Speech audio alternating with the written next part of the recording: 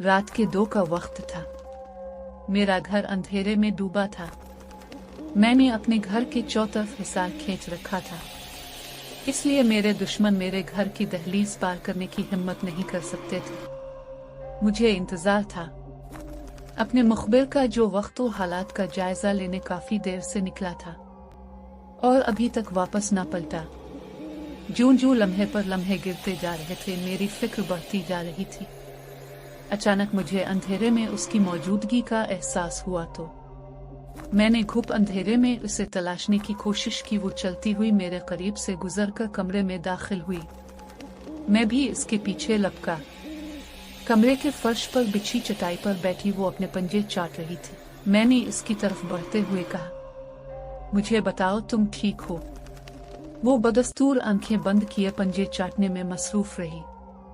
मैं बेचैनी से इसके जवाब का मुंतजिर था। चंद लम्हों बाद इसने मुझे देखा। उसकी आंखों में एक खास चमक थी। अचानक इसने आंखें बंद करके हल्की सी आवाज निकाली, मियाऊं, और फिर चटाई पर फैलते हुए दम हिलाने लगी। मैंने मुस्कुराते हुए इसके सर पर हाथ फेरा और कहा, शाबाश। मैं अपना जरूरी सामान उठाकर घर से निकल आया। गली में अंधेरे का इफरीत मेरा मुंतजिर था। अपने गिर्द आयतल कुर्सी का हिसार करता मैं तेज तेज कदम उठाता अपनी मंजिल की जानिब चल पड़ा। तकरीबन 25 मिनट चलने के बाद मैं महसूस कर रहा था कि मेरे पीछे काफी लोग आ रहे हैं।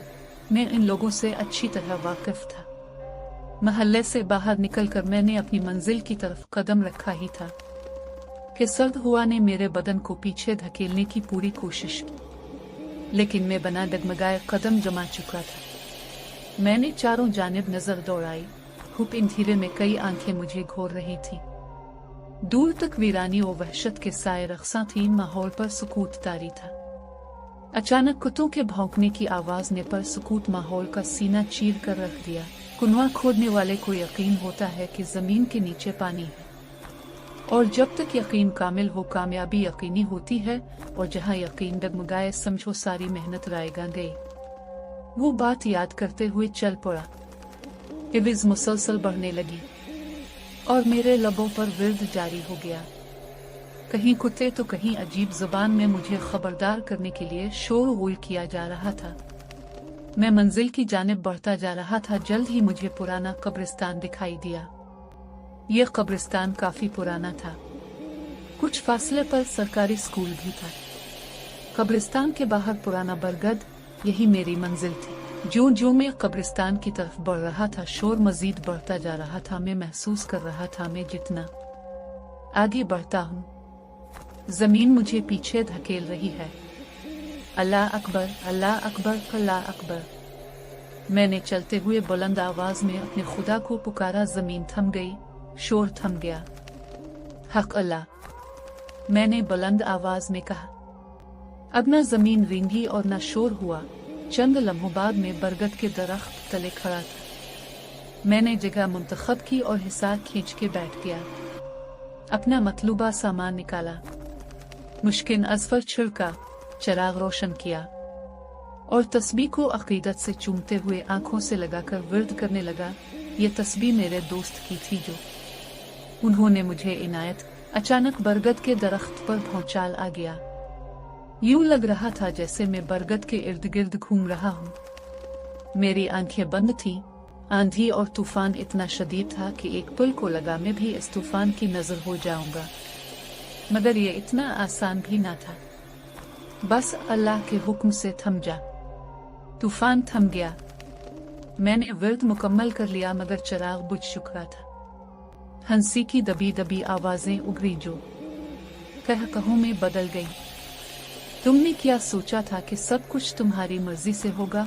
गैबी आवाज में गुर्राहट थी। वही होगा जो मंजूर खुदा होगा। मैंने कहते हुए अपने बाईं जानिब देखा। एक औरत मुझे घोर रही थी। अंधेरे में उसके खाल और खद वाजे तो नहीं थे, लेकिन मुझे मालूम था वो निहायत करीहल शक्ल थी। मैंने दोबारा चराग रोशन किया और फिर विर्द पढ़ने लगा। अपनी बकवास बंद करो, मेरे कान। वो दोनों हाथ कानों पर रखे दोहरी हुई जा रही थी। मैंने बुलंद आवाज में पढ़ना शुरू कर दिया। दबी दबी आवाज में हंसी की आवाजें फिर उभरी और कहकहों में बदल गई। मेरे जहन में खतरे की घंटी बजी। आंखें खोलो और देखो। मैंने इसकी बात सुनी करते हुए वर्द खास जारी रखा। आंखें खोलो और देखो मोहम्मद साजिद, वरना खसारे में रहूंगे। इस बार निहायत करी है सौत में कहा गया। मैंने तवज्जो ना की और वर्द करता रहा। अचानक मुझे इसकी चीख सुनाई दी, जिसे यहाँ नहीं होना चाहिए था। मेरी आंखों ने जो मंजर देखा वो मुझे अंदर तक दहला गया। मेरी छोटी सी गलती ने मुझे नाकामी से हमकिनार किया। वो उसके शिकंजे में था, उसकी गर्दन इसके सियाह हाथों में थी। वो मेरी नजर का फेब नहीं था, वो मासूम वाकई इसके कब्जे में था। मेरी गलती ये थी कि आते वक्त में उसके गिर्द हिसार करना भूल गया। क्या चाहती हो? मैंने रोबदार आवाज में कहा। हिस्न हिसार से बाहर आ जा। क्या नजात की सारी राहें मसदूद हो गई? क्या मेरा यकीन मुतज़लज़ल हो गया? हरगज़ नहीं। आज फैसले का दिन है। उसे छोड़ दो। मैं तुम्हारी बात मानने को तैयार हूँ।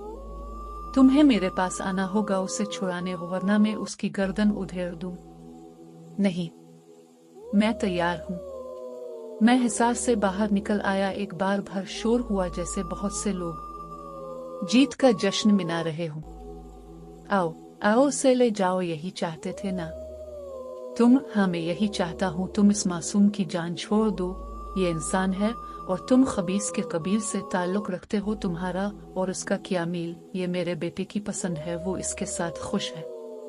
ना तो ये तुम्हारी औलाद है, ना इससे तुम्हारा कोई रिश्ता। चंद कागज के टुकड़ों में अपनी जिंदगी मत तोड़। तुम मुझे अपने हाथों से खत्म करके इस बच्चे को अपने बेटे का खिलौना बना सकती हो। वो एक लम्हे को हैरानगी के समंदर में डूब के उभरे।